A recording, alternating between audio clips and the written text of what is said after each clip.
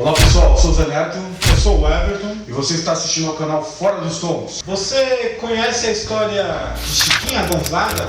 Sabe sobre a importância que ela teve para a música popular brasileira? Estou curioso ou curiosa? Sabe que nesse vídeo você vai saber sobre a enorme contribuição que ela deu para a nossa música. Nos acompanhe até o final desse vídeo que você vai ficar sabendo sobre a incrível história dessa grande musicista brasileira.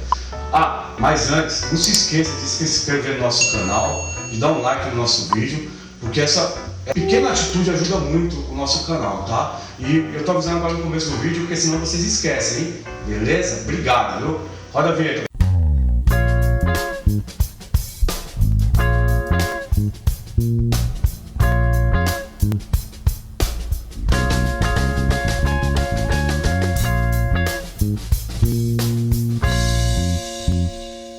Vida e obra de Chiquinha Gonzaga. Então, essa história ela começa no dia 17 de outubro de 1847, no Rio de Janeiro. Nessa data e nesse local, nasce Francisca Edviges Neves Gonzaga, mais conhecida como Chiquinha Gonzaga.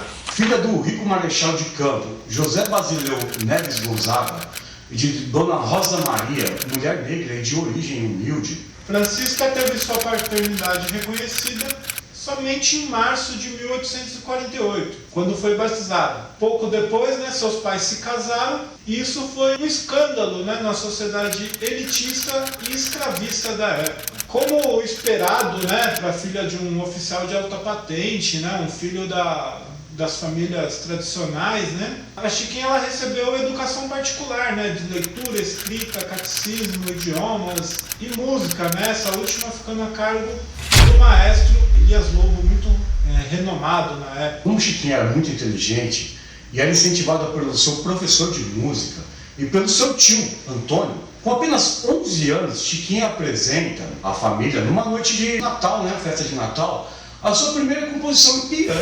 Canção dos Pastores era o nome. Os versos da canção foram escritos por seu irmão, Juca. Na época ele tinha 9 anos e mais tarde, quando Juca se tornou adulto, ele se tornaria um grande poeta e diplomata.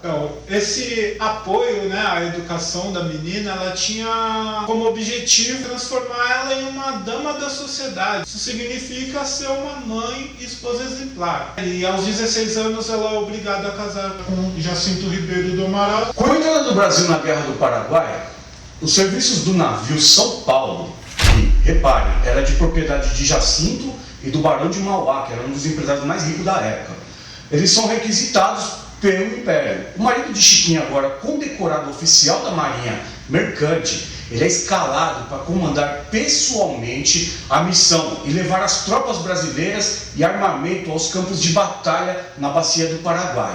Então, para separar a musicista do seu amado piano e das festividades locais, o marido de Chiquinha, que era muito ciumento, levou ela e o filho João Alberto para a viagem. Mas dentro desse navio, Chiquinha arrumou um violão e conseguiu ficar um pouco mais próxima da sua paixão, a música. Lembrando que o violão não era um instrumento muito bem visto na época, tá? E conforme foi passando o tempo, os atritos entre o casal permaneceram e Chiquinha deixa o navio com seu filho.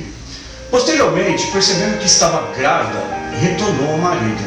Mas a vida conjugal era muito difícil esse cara, imagina, Você ficar longe da sua paixão. E após 5 anos de união e 3 filhos, a separação finalmente ocorre, Ela viria a se casar novamente, desta vez com o engenheiro João Batista de Carvalho, com quem ela teve uma filha, apenas uma filha. E aos 52 anos, ela já estava separada de novo e se envolveu com João Batista Gonzaga, conhecida como Joãozinho na época, Com 16 anos, para evitar maiores escândalos, ela, Chiquinha, adota o Joãozinho como filho, gente. Como filho, hein? Mas não era. Aham. Sei. Então, a primeira separação foi um escândalo, né, na sociedade carioca. A família da Chiquinha renegou ela, né, e as pessoas hostilizavam ela na rua, né. Mas se as famílias rejeitaram a Chiquinha, a Boemia abraçou ela, né. E principalmente o Joaquim Calado, que incentivou ela a se tornar uma musicista profissional, né? Ela apresentou a música urbana e as rodas de choro. Chiquinha, ela tocava na noite e ainda dava aulas, né, particulares de piano para sustentar a si e seu filho João Roberto, que foi o filho que ficou com ela na separação. O garoto também ganhava vida como músico para ajudar a mãe tocando clarineta. Conforme ela foi inserida na Boemia Carioca, a Chiquinha foi alcançando fama e prestígio entre os músicos. E para homenagear a amiga, o Calado compõe a polca Querida por Todos, no ano de 1869. Vale ressaltar que o Calado ele é considerado o pai dos chorões e foi o criador de um dos grupos mais famosos da época, o Choro Carioca, estabelecendo uma formação muito importante nos grupos de chorões, que seria o quê? A flauta, o cavaquinho e 2 violões. É uma formação padrão aí do choro. Com a chegada, né, da Chiquinha Gonzaga, o piano é incorporado ao grupo. E esse foi um grande diferencial, porque o piano trouxe novas possibilidades para as composições. Agora que ela estava atuando num conjunto de choro, Chiquinha ela precisava também se aperfeiçoar em novas técnicas, né? Porque ela tinha já uma formação erudita. E ela não estava ainda acostumada com esse swing todo, né? Então porque agora ela tinha que improvisar, ela tinha que acentuar as notas, sincopar os ritmos, usar notas de passagem com mais frequência. E agora ela tinha uma nova forma de se tocar. E isso era um grande desafio, né? Porque ela teve as aulas que ela teve ao longo da sua juventude, eram todas baseadas nas escolas tradicionais europeias, né? Então era uma formação de música erudita. Essa maneira de tocar a influenciaria fortemente, deixando evidente a intervenção dos chorões, sobretudo o Joaquim Calado, em sua trajetória artística. Assim, ela se tornaria a primeira mulher pianista ligada ao choro. É a verdade. Uma verdadeira pianeira. O que significa esse termo pianeira? Pianeira é o termo utilizado pelas elites para designar aqueles músicos que tocavam música popular no piano.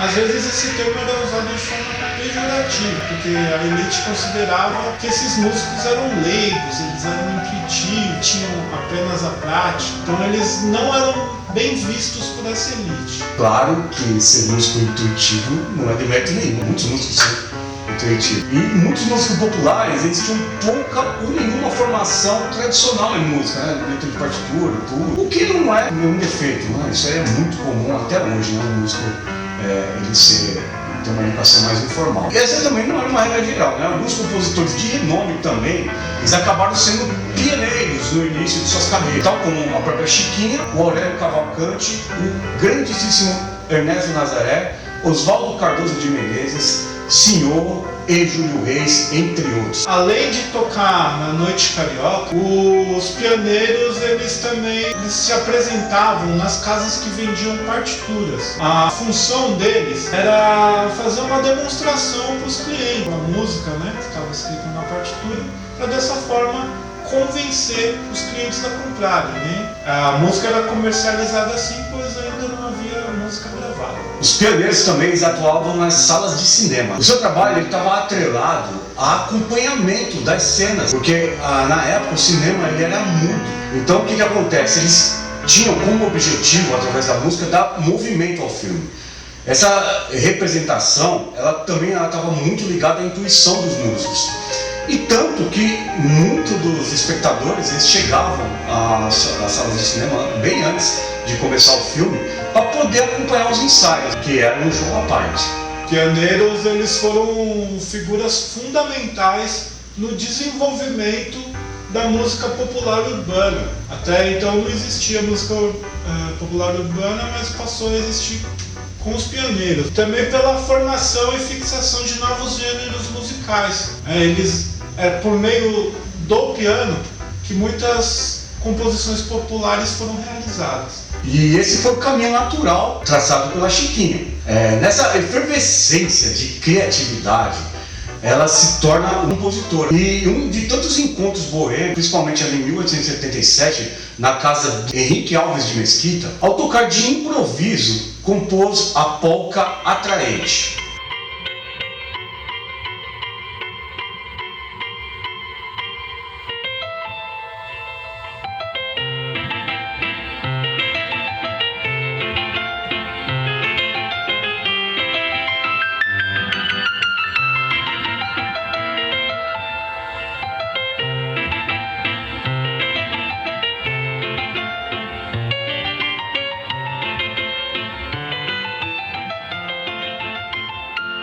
As influências musicais.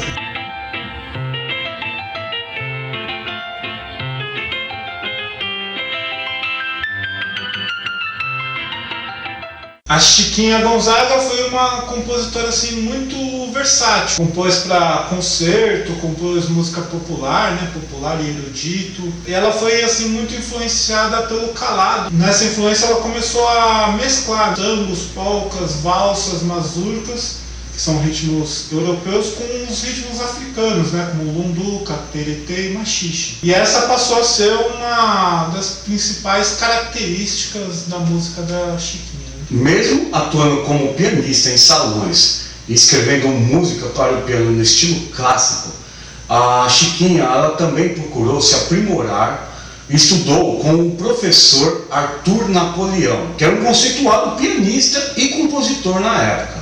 E segundo a sua biógrafa, Marisa Lira, ela estima assim mais ou menos 2.000 composições da Chiquinha. Assim, não há um levantamento completo ainda da totalidade dessa obra da Chiquinha Gonzaga, mas existe essa estimativa. O trabalho mais completo sobre o levantamento das obras da Chiquinha, até o momento, é da Edinha Diniz. A catalogação, que é de 1999, possui 388 títulos, sendo que 283 são composições que foram verificadas pela pesquisadora, sendo 77 peças teatrais. Dentre essas obras estão valsas, né? Valsas e polcas são a maior parte, mas também tem tangos, canções, fados, romances, baladas, mazurcas, dobrados, assim, tem peças de diversos gêneros, maneira, então era muito versátil mesmo. Também vale ressaltar que o acervo profissional e pessoal cultivado pela Chiquinha, e o Joãozinho, que era o companheiro dela, o último companheiro, que ele também era músico,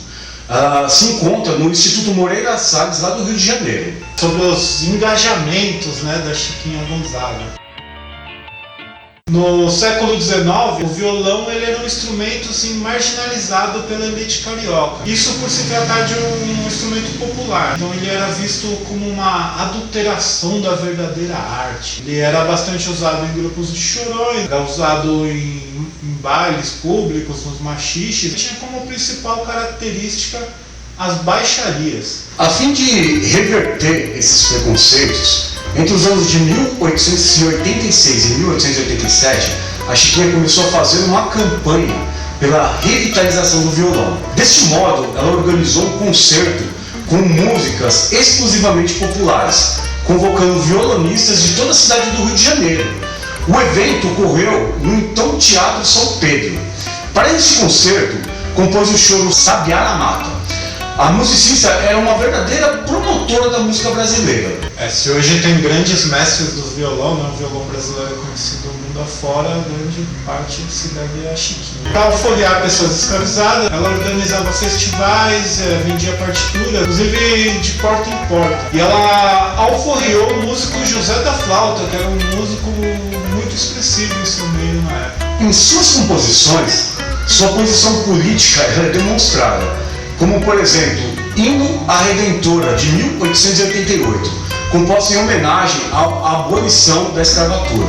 Em 1880, envolveu-se com episódios da Revolta do Vintém, quando a população se mobilizou contra o governo por causa de uma taxa sobre o transporte urbano, que foi repassada ao usuário. Durante a Revolta do Vintém, populares destruíram bondes no centro da cidade do Rio. Isso lembra alguma coisa? 2013, né?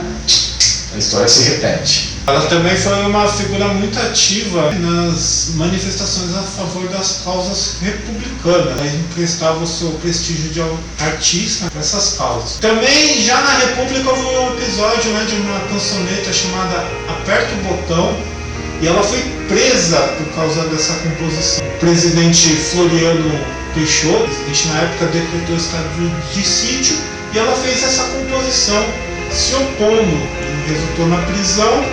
Infelizmente, com essa prisão, a peça foi rasgada e se perdeu para sempre. O teatro de revista.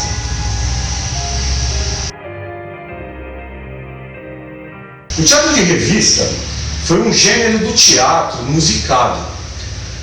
As suas peças abordavam os processos sociais e situações vivenciadas no cotidiano, sempre sob um ângulo cômico, satirizando, na medida do possível, certas figuras sociais. Este gênero ele alcançou grande sucesso no Rio de Janeiro entre o final do século XIX e as primeiras décadas do século XX.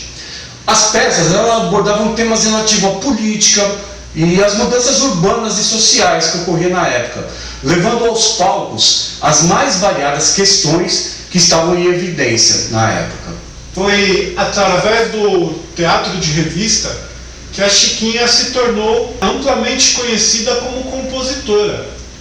E também foi através do teatro de revista que o machixe foi propagado e até se tornou conhecido na Europa. Mas esse processo não foi fácil. A musicista só conseguiu seu espaço através de muito trabalho e persistência. Em 1880, ela escreveu uma peça de costumes campestres, incluindo música e texto. Contudo, a peça Festa de São João permaneceu inédita. Sem se deixar abater, em 1883 ela conseguiu que o teatrólogo Arthur Azevedo lhe confiasse a peça Viagem a Parnaso. Desse modo, ela musicou toda a obra do renomado autor. Entretanto, o empresário de Arthur Azevedo sugeriu que ela usasse um pseudônimo masculino, pois uma peça musicada por uma mulher não seria bem vista.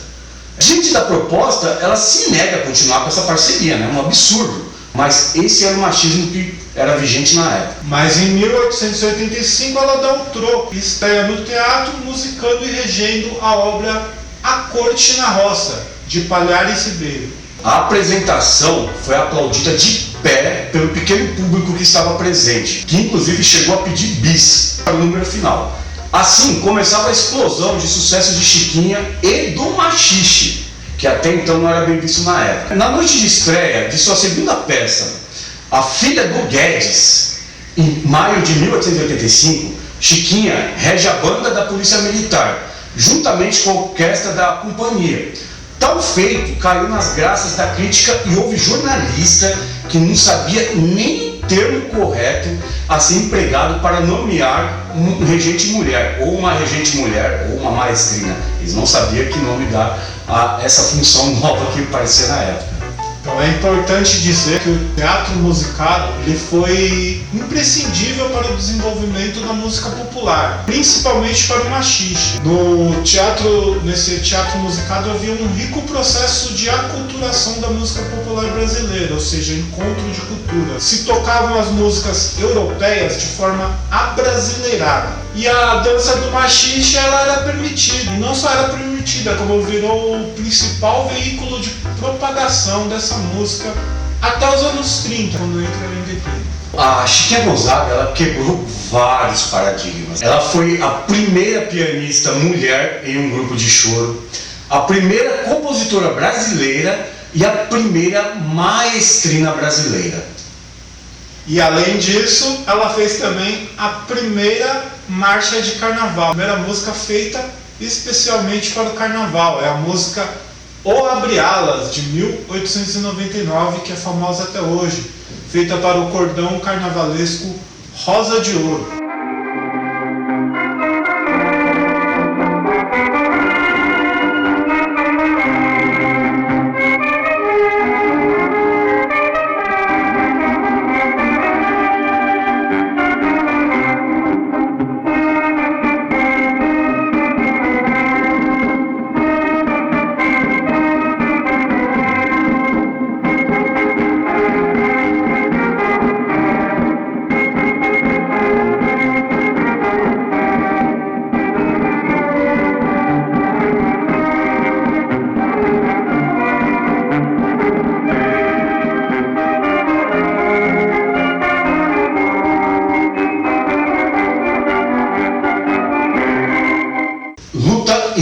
reconhecimento artístico. Em 1902, a Chiquinha ela se lança no cenário internacional, mais precisamente em Portugal. Depois ela retorna para o país. E em 1904 e 1906, desta última permanece por 3 anos no país e estabelece contatos importantíssimos. O sucesso é garantido e o nosso machixe cai no gosto dos patrícios. Em 1909, de volta ao Brasil, já com fama internacional, a Chiquinha inicia suas gravações em discos. Em 1911 e 1912, ela e seu grupo Chiquinha Gonzaga fizeram algumas gravações pela gravadora Columbia, que tinha filial aqui no Brasil, e também pela Odeon, que era representada pela Casa Edison. Em janeiro de 1912, Chiquinha foi convidada a musicar a opereta Forró Bodó, de Luiz Peixoto e Carlos Bittencourt. De início, o texto deles foi recusado, mas a Chiquinha foi conversar com o empresário de teatro, o Pascoal Segredo, e reverteu a situação. A peça ela foi um sucesso, com mais de 1.500 apresentações. Rendeu muito dinheiro aos empresários, mas aos artistas, eles ficaram a ver navios, infelizmente.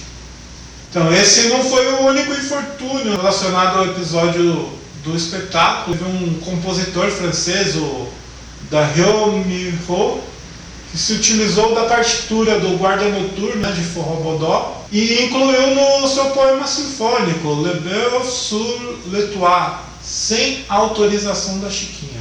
Ainda outro episódio em que a maestrina encontrou partituras suas à venda na cidade de Berlim, que foram editadas sem a sua autorização. Contudo, mais tarde, ela descobriu que Fred Figner, fundador da Casa Edison, havia autorizado, mas não comunicou e nem repassou os ganhos para a Chiquinha. Pilantra, velho? Diante desses e de outros fatos de mercantilização das obras e falta de retorno financeiro aos compositores e teatrólogos, em 1917, o grupo composto pelos amigos Chiquinha Gonzaga, Bastos Tigre, Avelino de Andrade, Viriato Correia, Gastão Torreiro, dentre outros que estavam com criações teatrais e jornalismo, eles fundam a CIBAT, que é a Sociedade Brasileira de Autores Teatrais. A Chiquinha Gonzaga ela vinha lutando já há algum tempo em defesa desses direitos. Foi a única mulher entre os demais fundadores da CIBAT e ela atuou durante muito tempo para que essa ideia saísse do papel. Essa sociedade de direitos autorais ela existe até hoje e tem por objetivo proteger e cuidar dos direitos autorais. Ela trabalhou no CIBAT até os últimos dias da sua vida, ou seja, ela militou muito em prol dos direitos autorais dos artistas. Em 1920, ela, João Batista Gonzaga e Paulo Lacombe abrem uma gravadora independente, a Fábrica Popular, e lançam artistas que se tornariam renomes na MPB, como por exemplo o Senhor, Vicente Celestino, Francisco Alves. No entanto, a vida da gravadora foi curta. Em 1922 eles fecharam as portas. Dizem que é porque a qualidade das gravações não era muito boa, mesmo para os padrões que havia na época. Vale ressaltar que as canções gravadas da compositora, que se tornaram mais famosas, elas correram através de outros selos, como por exemplo da gravadora Columbia, no qual ela tinha contrato anteriormente. Os últimos anos de vida da Chiquinha Gonzaga. Na década de 30, o teatro de revista e o machixe entraram em declínio, pois era a era das gravações em disco. A Chiquinha, já com uma idade avançada, ela estava fora do meio musical do teatro. Porém, ela reescreveu até os seus últimos dias de vida. A sua última composição foi Maria, de 1933, e foi dedicada ao jovem cantor e ator Vicente Celestino. Essa partitura pertence ao final do primeiro ato da opereta Maria, de 1933, escrita em 3 atos. O Vicente e a Chiquinha, eles eram muito amigos. E o Vicente, ele até a tratava como mãezinha, era o apelido que ele tinha para a Chiquinha. Em 28 de janeiro de 1935, ela faleceu, mas isso não significa o fim do seu legado, tanto no âmbito musical como no social. A Chiquinha ela foi admirada e querida por muitos e alvo de preconceito de tantos outros. Ela foi uma transgressora das normas sociais e uma mulher e uma artista vanguardista. Ajudou a consolidar a música urbana, a música popular no Brasil e a levar a nossa cultura para fora do país, sobretudo o machixe que era odiado pelas elites. Desse modo, ela engrandeceu a música popular brasileira com maestria, para desespero da burguesia reacionária. A história da Chiquinha é muito cheia de altos e baixos e de grandes feitos. A Chiquinha foi uma grande mulher, foi uma grande artista, um grande ser humano.